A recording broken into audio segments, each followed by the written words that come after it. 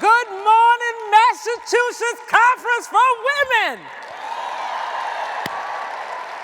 It is indeed an honor and a privilege to be here, and I thank my good friend Marion Hurd and Just Black for inviting me here because they know that there are very few things that I love more than talking about what I like to call Carla's pearls, my hard-earned and hard-learned pearls after being a woman on Wall Street for 29 years. And this morning, I am particularly excited to share with you a few of my personal pearls. I'm going to give you some of the pearls that I would give to my 25-year-old self. That was just yesterday, by the way. These are a few things that I have learned after almost 3 decades on the street, and these are a few things that I have learned throughout my life. And I want you to walk away from this day, which is an amazing day with amazing speakers and amazing opportunities to network, with something that hopefully will be personal to help you to maximize your success in the seat that you're sitting in or the seat that you aspire to sit in. Because frankly, that's what these pearls are all about. So number one, the first personal pearl that I want to leave you with is own your power. Own your power. Everybody in this room has power. Hard-earned, personal, influential currency. But so often, we will allow other people to take our power away by making us doubt whether or not we can make that outsized contribution that the world expects us to make. Everybody in this room has a unique set of strengths and weaknesses, and more importantly, the capacity to acquire more strengths.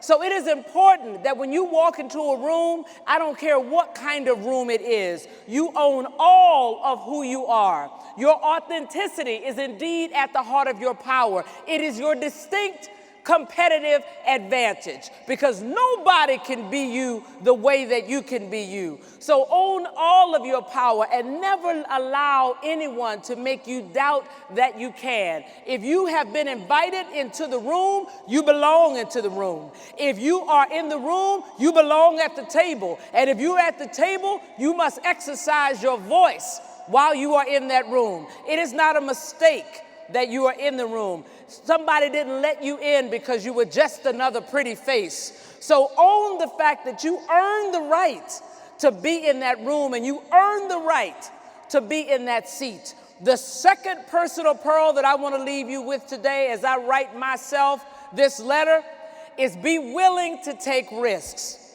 Be willing to take risks. That's how you grow. That's how you learn, is by stepping outside of that which you know. But I find so often that we are not willing to take risks.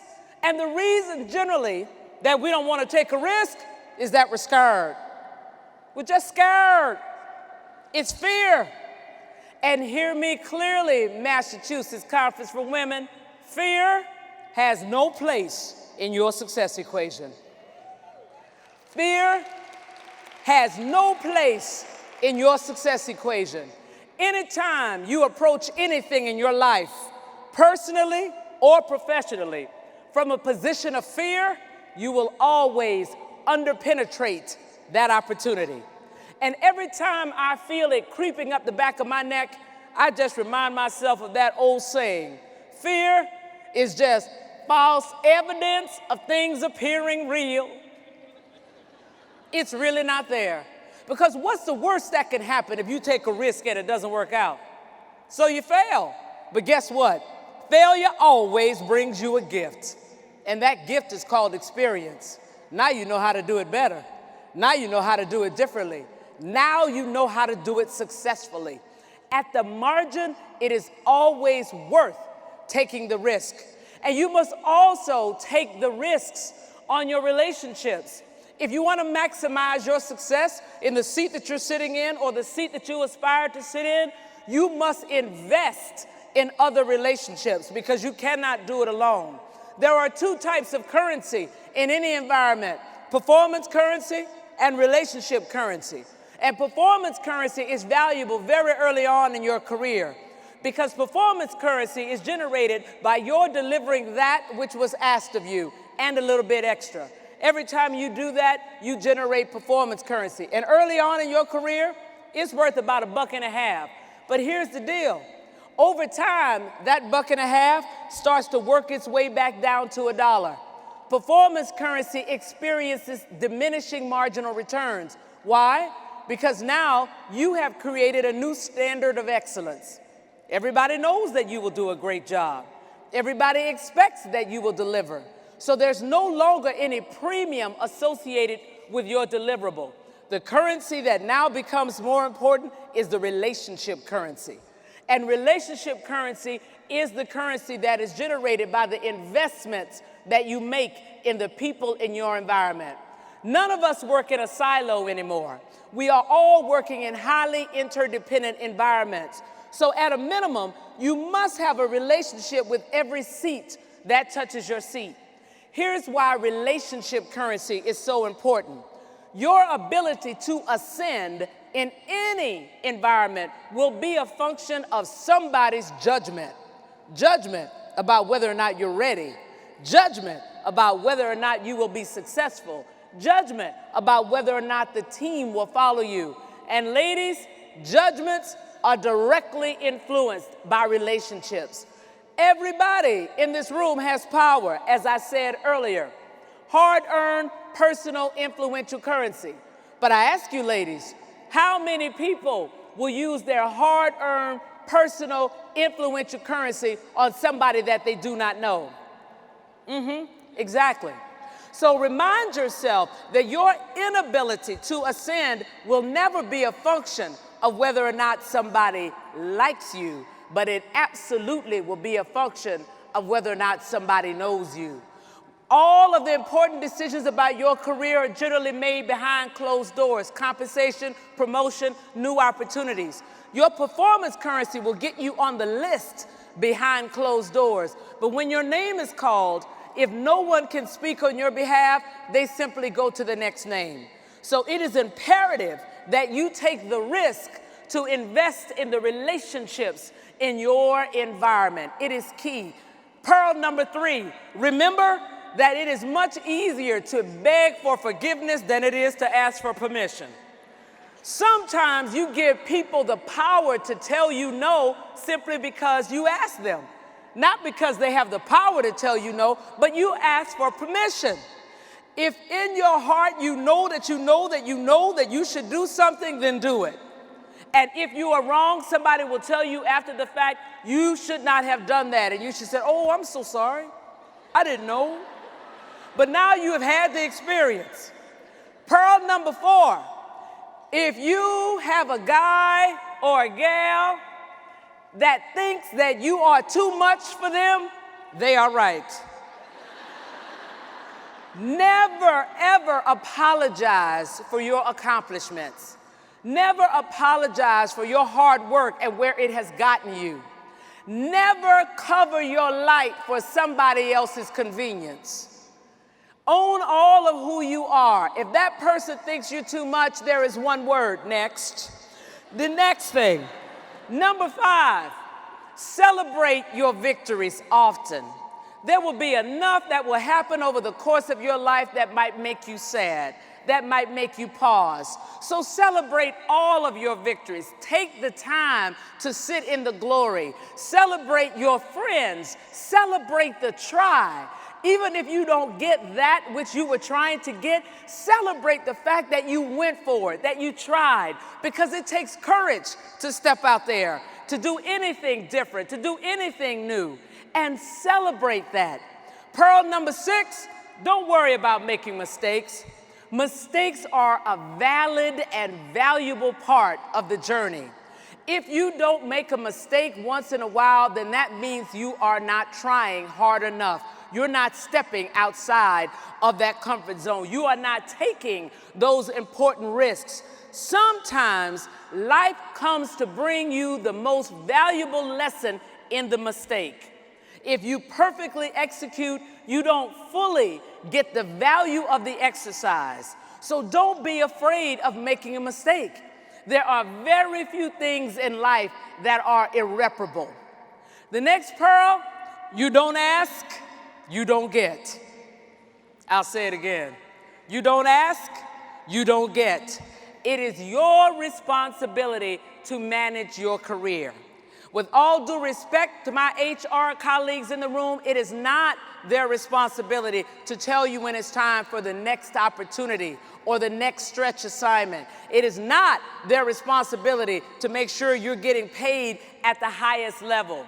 It is your responsibility to make sure that your organizations hear your voice and understand your expectations. And as I said earlier, your voice is at the heart of your power. When you submerge your voice, you become irrelevant. When you become irrelevant, you put a big target on the front and a big target on the back. I'll never forget the first time one of my colleagues said to me, "Oh, I go in every year and tell them what I want to get paid." I thought, oh my gosh, what language do you use? How do you say that? And he said, I just go in and tell them what I want to get paid. And I said, I can't do that. I can't go in there and tell those boys what I want to get paid. That doesn't work.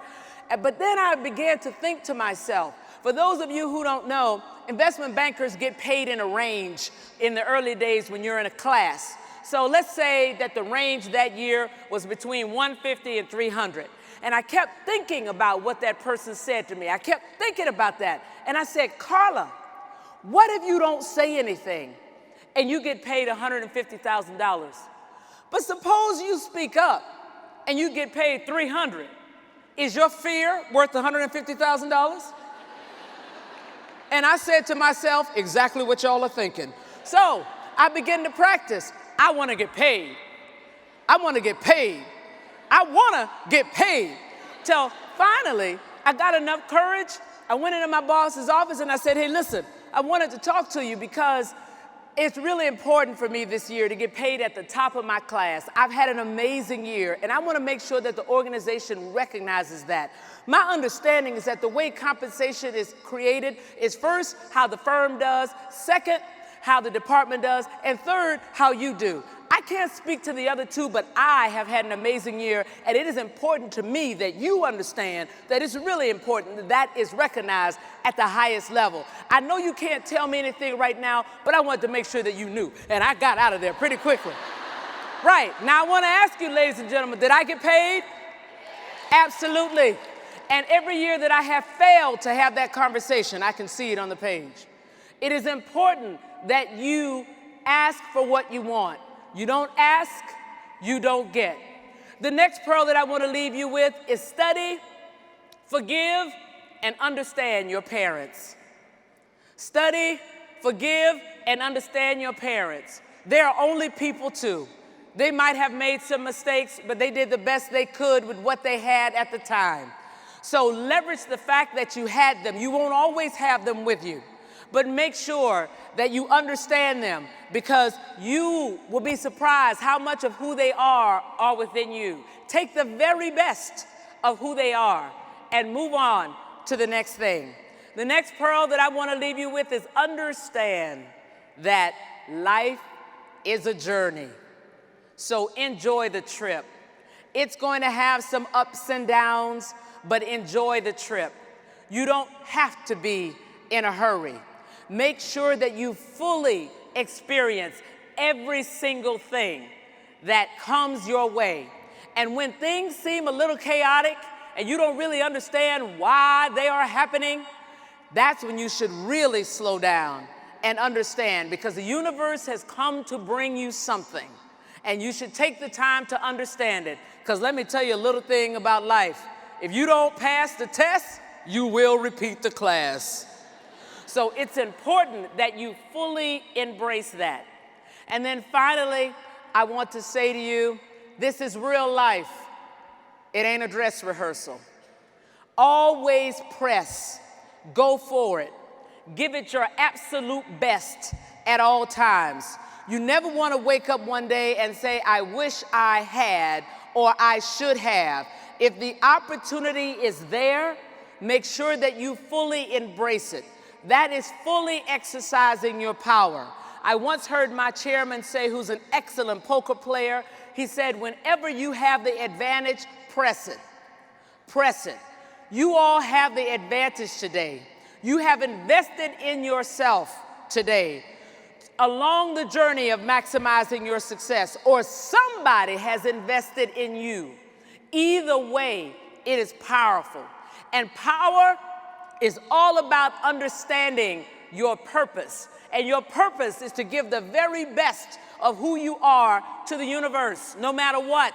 The O is about the opportunities. The W is about what you stand for and what you want. And the E is about engaging with people. And the R is all about the relationships and the risk-taking that I talked about. And the secret that I will leave you with is the way to grow your power is to give it away. The way to grow your power is to give it away. Everybody in this room is a leader. And leaders understand that it is a journey from execution to empowerment. When you are trying to become a leader, you are trying to be excellent in your execution. But when you become a leader, it's all about creating other leaders. That journey from execution to empowerment, allowing other people to shine, making sure that other people shine. And ladies, I leave you with this. A song is not a song until you sing it. A bell is not a bell until you ring it. Power was not put in your hand to stay. Power isn't power until you give it away. Thank you very much, Massachusetts Conference of Women.